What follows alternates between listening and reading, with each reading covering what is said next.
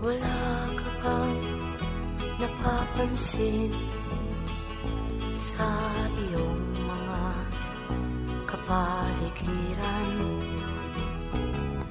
Kay dumi na ng hangin, pati na ang mga ilog natin.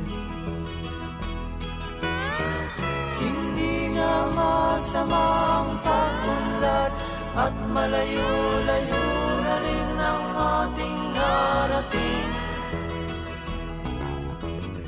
Ngunit masdan mo ang tubig sa dagat, dati kulay asul, ngayon'y naging itim. Ang mga duming ating kinalat sa hangin, sa langit, huwag na nating paabutin.